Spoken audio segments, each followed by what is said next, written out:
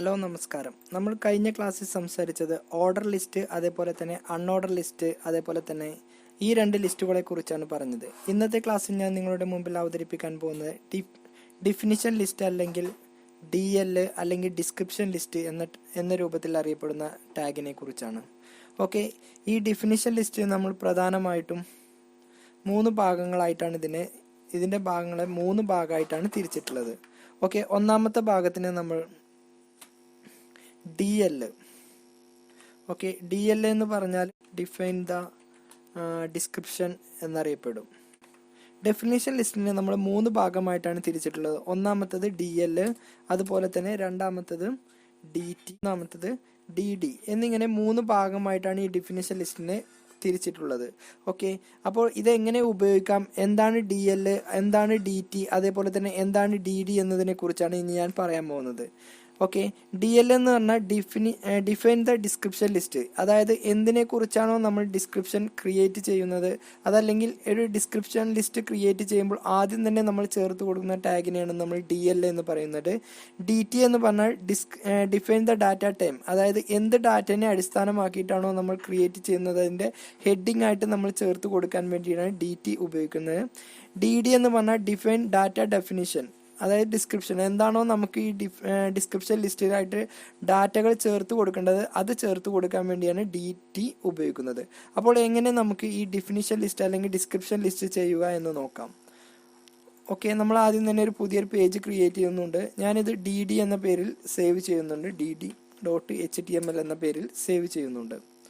Okay, സാധാരണ നമ്മൾ ചെയ്യുന്ന രൂപത്തിൽ തന്നെ HTML എന്ന ടാഗ് ഓപ്പൺ ചെയ്തു. അതിനുശേഷം ഡിസ്ക്രിപ്ഷൻ ലിസ്റ്റിനായിട്ടുള്ള ടാഗായ DL എന്ന് ടൈപ്പ് ചെയ്ത് കൊടുത്തു.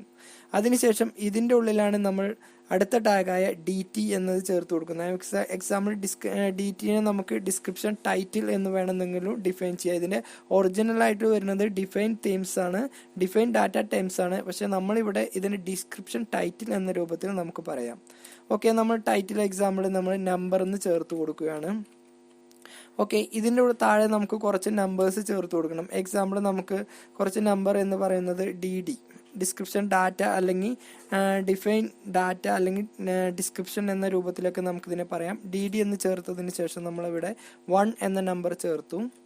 ഓക്കെ, അങ്ങനെ എത്ര നമ്പറുകളാണോ നമുക്ക് ഇതിലേക്ക് ചേർത്ത് കൊടുക്കേണ്ടത് അത് നമുക്ക് ചേർത്ത് കൊടുക്കാം. ഇവിടെ വന്ന് 2 എന്ന് ചേർത്ത് കൊടുത്തു. അതിനുശേഷം നമ്മളിവിടെ വന്ന് 3 എന്ന് ചേർത്ത് കൊടുത്തു. അങ്ങനെ എത്ര നമ്പറുകളാണോ നമുക്കിതിന് 1 by 1 ആയിട്ട് ചേർത്ത് കൊടുക്കേണ്ടത് അത് നമുക്കിതിൻ്റെ താഴെ ചേർത്ത് കൊടുക്കാം. ഓക്കെ, ഞാനിതൊന്ന് സേവ് ചെയ്യുന്നുണ്ട്. ഓക്കെ, ഞാനിവിടെ ഇത് ഫയൽ സേവ് ചെയ്യുന്നത് DD എന്ന പേരിലാണ്. ഓക്കെ, അത് ഞാൻ ഡബിൾ ക്ലിക്ക് ചെയ്ത് ഓപ്പൺ ചെയ്തു. അപ്പോൾ നമുക്ക് ഓപ്പൺ ചെയ്ത് വരുന്നത് ഈ രൂപത്തിലാണ്. ഓക്കെ, നമ്മൾ കൊടുത്ത ടൈറ്റിലായ നമ്പർ എന്ന് ഏറ്റവും മുകളിലും അതിന് താഴെ കുറച്ച് സ്പേസ് വിട്ടതിന് ശേഷം 1, 2, 3 എന്ന് 1 by 1 ആയിട്ടും നമുക്ക് ഡിസ്പ്ലേ ചെയ്യുന്നുണ്ട്. ഓക്കെ, ഇതിന് തുടർന്ന് വരുന്ന ബാക്കി ഭാഗം നമുക്കിവിടെ ചേർത്ത് കൊടുക്കാം. ഓക്കെ, ഇനി അടുത്ത ഒന്നാമത്തെ ഡിസ്ക്രിപ്ഷൻ ലിസ്റ്റ് ക്രിയേറ്റ് ചെയ്തു. ഇനി ഇതിൻ്റെ താഴെ അടുത്ത ഡിസ്ക്രിപ്ഷൻ ടൈറ്റിൽ നമ്മൾ ചേർത്ത് കൊടുക്കുകയാണ് DT.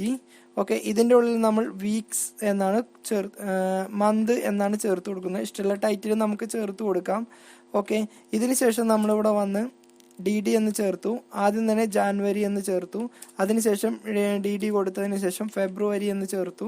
അതിനുശേഷം DD കൊടുത്തതിന് ശേഷം നമുക്ക് മാർച്ച്. അങ്ങനെ മന്ത്സുകൾ ഏതൊക്കെയാണോ നമുക്കത് ടൈപ്പ് ചെയ്ത് കൊടുക്കാം. വീണ്ടും അത് സേവ് ചെയ്തതിന് ശേഷം ഞാനിവിടെ റൺ ചെയ്യിപ്പിക്കുകയാണ്. ഓക്കെ, നമുക്കപ്പോൾ മന്ത് എന്ന് എഴുതിയതിനു ശേഷം ജനുവരി, ഫെബ്രുവരി, മാർച്ച് എന്ന രൂപത്തിൽ നമുക്ക് ഇതിൻ്റെ താഴെ നമുക്ക് ഡിസ്പ്ലേ ചെയ്ത് വരും. അപ്പോൾ ഇത്തരത്തിൽ നമ്മൾ ചേർത്ത് കൊടുക്കുന്നത് നമ്മൾ ഡിസ്ക്രിപ്ഷൻ ലിസ്റ്റ് അല്ലെങ്കിൽ ഡെഫിനിഷൻ ലിസ്റ്റ് എന്ന രൂപത്തിൽ പറയപ്പെടുന്നത്. ഓക്കെ, അടുത്തത് നമ്മളിവിടെ പറയാൻ പോകുന്നത്, അപ്പോൾ ഇതിൽ തന്നെ നമുക്ക് പ്രത്യേകം പറയേണ്ട ആവശ്യം വരുന്നില്ല. കൂടുതലായിട്ടൊന്നും നമ്മൾ ഈ രൂപത്തിലുള്ള ലിസ്റ്റ് ചേർത്ത് കൊടുക്കാറില്ല. എന്നാൽ ബൈ ചാൻസ് നമുക്ക് എവിടെയെങ്കിലും ആവശ്യം വരികയാണെങ്കിൽ നമ്മുടെ വെബ് പേജിൽ ആവശ്യം വരികയാണെങ്കിൽ ഈ രൂപത്തിൽ നമുക്ക് ഡിസ്ക്രിപ്ഷൻ ലിസ്റ്റ് ചേർത്ത് കൊടുക്കാം. ഓക്കെ, ഇനി അടുത്തത് പറയാനുള്ളതാണ് നെസ്റ്റഡ് ലിസ്റ്റ്. നെസ്റ്റഡ് ലിസ്റ്റ് എന്ന് പറഞ്ഞാൽ ഒരു ലിസ്റ്റിന് ഉള്ളിൽ മറ്റൊരു ലിസ്റ്റ് വരുന്നതിനെയാണ് നമ്മൾ നെസ്റ്റഡ് ലിസ്റ്റ് എന്ന് പറയുന്നത്. ഓക്കെ, അതായത് ഏതാണ്ട് നമ്മൾ ഡിസ്ക്രിപ്ഷൻ ലിസ്റ്റിൻ്റെ അതേ രൂപത്തിൽ തന്നെയാണ് നെസ്റ്റഡ് ലിസ്റ്റും വരുന്നത്. അപ്പോൾ അതെങ്ങനെ ചെയ്യുന്നു നമുക്ക് നോക്കാം. ഓക്കെ, ഇതേ എക്സാമ്പിൾ തന്നെ ഞാൻ നെക്സ്റ്റ് ലിസ്റ്റിലായിട്ട് ചെയ്യുകയാണ്. ഓക്കെ, ആദ്യം തന്നെ നമ്മൾ സാധാരണ ചെയ്യുന്ന രൂപത്തിൽ തന്നെ HTML എന്ന് ചേർത്ത് കൊടുത്തു. അതിനുശേഷം ഞാനിവിടെ വന്ന് ഒരു OL ചേർത്ത് കൊടുക്കുന്നത്, ഓർഡർ ലിസ്റ്റ് എന്നാണ് OL എന്നുകൊണ്ട് അർത്ഥമാക്കുന്നത്. എന്നിട്ട് ഇതിൻ്റെ ഉള്ളിൽ ലിസ്റ്റ് ചേർത്ത് കൊടുത്തു. ഞാനിവിടെ ലിസ്റ്റ് നമ്പർ എന്നാണ് ചേർത്ത് കൊടുക്കുന്നത്. ഓക്കെ, എന്നിട്ട് ഇതിൻ്റെ താഴെയായിട്ട് വേറൊരു അൺഓർഡർ ലിസ്റ്റ് ഞാൻ ക്രിയേറ്റ് ചെയ്യുകയാണ്. UL എന്ന് ചേർത്ത് കൊടുത്തു. എന്നിട്ട് ഇതിൻ്റെ ഉള്ളിൽ ഞാൻ മറ്റൊരു ലിസ്റ്റ് ക്രിയേറ്റ് ചെയ്യുകയാണ് 1. ഓക്കെ, അങ്ങനെ എത്ര ലിസ്റ്റ്, ഈ ലിസ്റ്റിലേക്ക് നമുക്ക് ആവശ്യമായിട്ടുള്ള എത്ര ഡാറ്റകൾ വേണമെന്നുണ്ടെങ്കിലും നമുക്ക് ചേർത്ത് കൊടുക്കാം. ഞാൻ ഒരു 3 ഡാറ്റ ടൈപ്പ് ചെയ്ത് കൊടുക്കുകയാണ്. ഇവിടെ വന്ന് 2 എന്നും ഇവിടെ വന്ന് ഞാൻ 3 എന്നും ഇതിലേക്ക് ഡാറ്റ ചേർത്ത് കൊടുത്തു. ഓക്കെ, ഇത് ഞാൻ സേവ് ചെയ്തു. നേരത്തെ കൊടുത്തതൊന്ന് റൺ ചെയ്യിക്കുമ്പോൾ നമുക്കിവിടെ ഒരു ടൈറ്റിൽ വന്നിട്ടുണ്ടാവും. അതിൻ്റെ താഴെ, അതായത് ഇതൊരു ഓർഡർ ലിസ്റ്റിൽ വന്നിട്ടുണ്ടാവും. അതിൻ്റെ താഴെ അൺഓർഡർ ലിസ്റ്റിൽ 1, 2, 3. ഓക്കെ, ഒന്നാമത്തെ ലിസ്റ്റ് നമ്മളിവിടെ ക്രിയേറ്റ് ചെയ്ത് കഴിഞ്ഞു. ഇനി അടുത്ത രണ്ടാമത്തെ നെക്സ്റ്റ് ലിസ്റ്റ് എങ്ങനെ ക്രിയേറ്റ് ചെയ്യാമെന്നാണ് നോക്കുന്നത്. സാധാരണ നേരത്തെ നമ്മൾ ചെയ്ത രൂപത്തിൽ തന്നെ ഇവിടെ വന്ന് LI എന്ന് ചേർത്ത് കൊടുക്കുക. അതായത് ഇതിൻ്റെ ഈ നമ്പർ എന്നതിൻ്റെ രണ്ടാമത്തെ ഓപ്ഷനായിട്ടാണ് ഇവിടെ LI എന്ന് ചേർത്ത് കൊടുക്കുന്നത്. ഇതിൽ ഞാൻ മന്ത്സ് എന്ന ഹെഡിങ് ചേർത്ത് കൊടുത്തു. അതിനുശേഷം ഞാനിവിടെ വന്ന് UL എന്ന ടാഗ് വീണ്ടും ഉപയോഗിക്കുകയാണ്. കാരണം നമുക്കിതിൽ അടുത്തത് ബുള്ളറ്റ് ആയിട്ടാണ് വരേണ്ടത്. എന്നിട്ട് ഇതിലേക്ക് ആവശ്യമായിട്ടുള്ള ഡാറ്റകൾ LI എന്നതിൻ്റെ ഉള്ളിൽ ആദ്യം തന്നെ ജാനുവരി എന്ന് ചേർത്ത് കൊടുത്തു. അതിനുശേഷം LI എന്ന് ചേർത്ത് കൊടുത്തതിന് ശേഷം ഫെബ്രുവരി എന്നും അതേ രൂപത്തിൽ തന്നെ ഇവിടെ വന്ന് LI എന്ന് ചേർത്തതിന് ശേഷം മാർച്ച് എന്നും ചേർത്ത് കൊടുത്തു. അങ്ങനെ നമുക്ക് എത്ര മന്താണോ അല്ലെങ്കിൽ അതിനോടനുബന്ധിച്ച് വരുന്ന എത്ര ഡീറ്റെയിൽസ് വേണമെന്നുണ്ടോ അത് നമുക്ക് ചേർത്ത് കൊടുക്കാം. ഞാൻ ഈ HTML പേജിൽ വന്നിട്ട് ഇതൊന്നുകൂടി ലോഡ് ചെയ്തു. അപ്പോൾ ആദ്യത്തെ നമ്പർ 1 എന്നും രണ്ടാമത്തെ മന്ത്സ് ഇന്നലെ 2 എന്നും വന്നിട്ടുണ്ട്. ഈ നമ്പറിൻ്റെ താഴെ തന്നെ സബായിട്ട്, അതായത് ഒരു ഹെഡിങ്ങിൻ്റെ താഴെ മറ്റൊരു ഹെഡിങ് ആയിട്ട്, നെക്സ്റ്റ് ഹെഡിങ് ആയിട്ട്, അതായത് മൾട്ടി ലെവൽ ലിസ്റ്റിൽ 1, അതേപോലെ പോയിന്റ് 2, അങ്ങനെ ഓരോന്ന് ബുള്ളറ്റിൻ്റെ രൂപത്തിലായിട്ട് വന്നിട്ടുണ്ട്.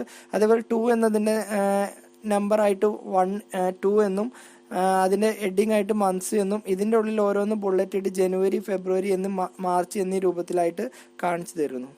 ഓക്കെ, നമ്മൾ HTML ഇതുവരെ കുറച്ച് ക്ലാസ്സുകളിലായിട്ട് സംസാരിച്ചത് HTML ലിസ്റ്റിനെ കുറിച്ചാണ്. അതിൽ ഒന്നാമത്തെ ലിസ്റ്റ് ഓർഡർ ലിസ്റ്റ് അല്ലെങ്കിൽ OL നമ്പേർഡ് ലിസ്റ്റ് എന്നറിയപ്പെടും. രണ്ടാമത്തെ അൺഓർഡർ ലിസ്റ്റ് അല്ലെങ്കിൽ UL ബുള്ളറ്റഡ് ലിസ്റ്റ് എന്നറിയപ്പെടും. മൂന്നാമത്തെ ഡെഫിനിഷൻ ലിസ്റ്റ് അല്ലെങ്കിൽ DL അല്ലെങ്കിൽ ഡിസ്ക്രിപ്ഷൻ ലിസ്റ്റ് എന്നറിയപ്പെടും. ഓക്കെ, ഒരു ലിസ്റ്റിൻ്റെ താഴെ മറ്റൊരു ലിസ്റ്റ് വരുന്നതിനെയാണ് നമ്മൾ നെസ്റ്റഡ് ലിസ്റ്റ് എന്ന് പറയുന്നത്. ഓക്കെ, അടുത്തൊരു വീഡിയോയുമായിട്ട് നമുക്ക് വീണ്ടും കാണാം. അതുവരേക്കും എല്ലാവർക്കും നമസ്കാരം.